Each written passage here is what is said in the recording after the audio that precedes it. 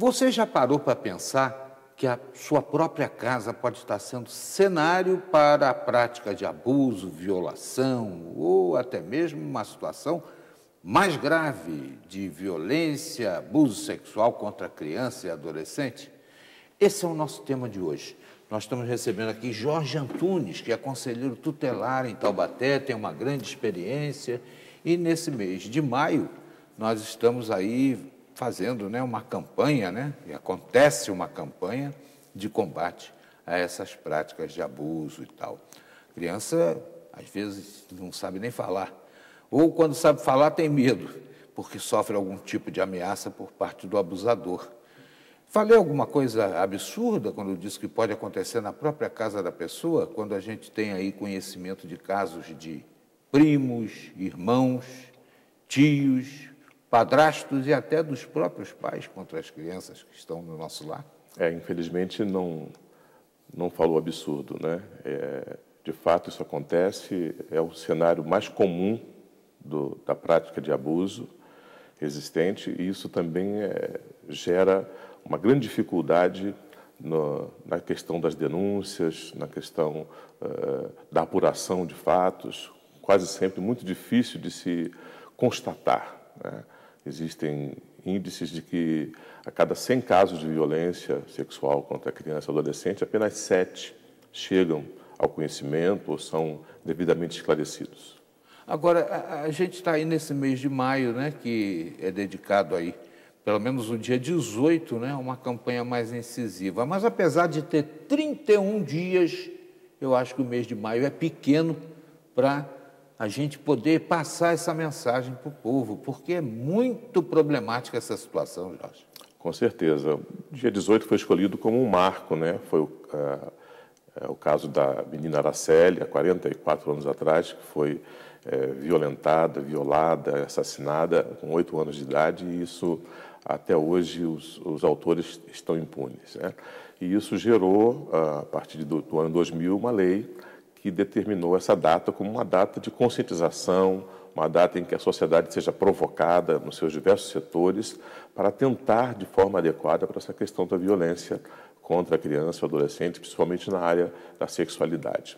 Então, ela é marcada por muitos diversos acontecimentos, vai depender de cada cidade, de cada região, o que vai fazer. Mas o programa é para que, nesse dia, hajam atos de conscientização, levando a população, levando o poder público, que também tem a sua responsabilidade em ações que possam ser educativas e transformadoras para mudar esse quadro. O pessoal de casa talvez não lembre desse caso Araceli, mas foi realmente rumoroso lá no Espírito Santo. Família influente, época de regime ditatorial, censura até a própria divulgação do caso. Era uma coisa assim, e que foi importante ser emblemática para essa campanha que está sendo desenvolvida. Bem lembrado, Jorge. Existe diferença entre essas situações de abuso, de violência, em termos de apenamento ou até de definição?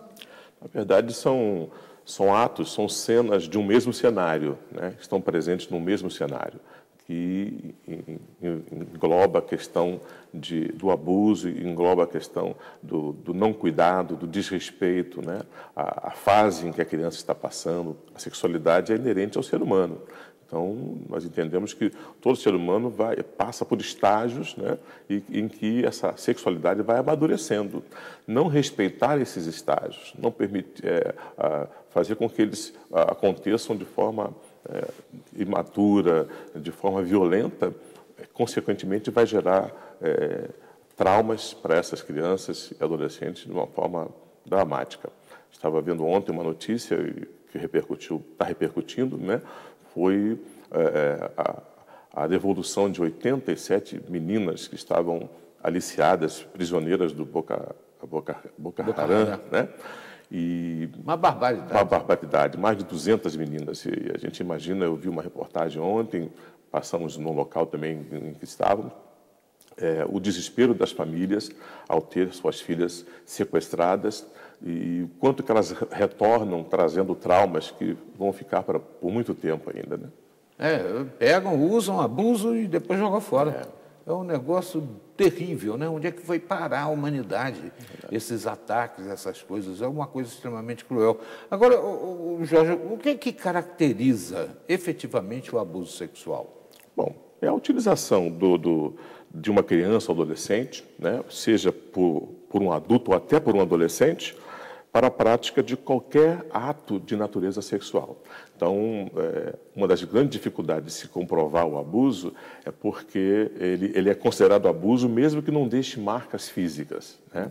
Os atos libidinosos, os toques, né, maliciosos também são considerados abuso. Antigamente eles queriam verificar se havia presença de esperma nos órgãos genitais. Agora isso aí está superado. Está superado. Né? Pode ser qualquer tipo inclusive até sem consumação do ato. A pressão também. Né?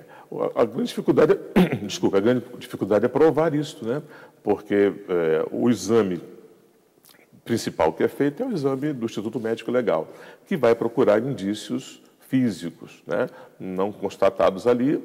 Então, é necessário um trabalho de atendimento psicológico, um trabalho de conversa adequada com essa criança para tentar conseguir ver até quanto esse dano foi causado a ela. A gente está lidando com criança que, às vezes, até fica envergonhada de narrar o que se passou, ou até com medo, porque além de serem ameaçadas, a covardia é tanta que o abusador fala, olha, se você contar isso para alguém, vai acabar o mundo, alguma com coisa certeza. do gênero. Vou matar a sua mãe, vou matar a sua família. Então, a criança fica presa a esse medo e muitas vezes não confessa. É uma barbaridade. Agora, como é que se resolve isso? Porque a criança está atemorizada, não quer falar. E como é que a família acaba descobrindo essa situação? Alguma forma que se verifica constantemente de alguma demonstração, né, de comportamento? Com certeza, o ser humano é um ser comportamental. Né? E qualquer mudança nesse comportamento, quer dizer, a família, a mãe conhece o filho, né? No cotidiano dele, no dia a dia, como é que ele funciona. Se perceber mudanças bruscas, né, a criança não quer comer, fica num processo meio que depressivo, não quer falar, fica amuada num canto, quer dizer, alguma coisa está errada. Era uma criança ativa, uma criança participativa do contexto da família, ela passa a se esquivar. É uma forma dela pedir socorro. Conhecemos o sintoma e aí não temos a forma de encaminhar, né? Não temos como tirar esse segredo de um coração bastante atingido. O Conselho Tutelar tem algum mecanismo para ajudar essas pessoas? Mas vou lhe pedir para a gente aprofundar o tema no segmento da entrevista. Nós voltamos já.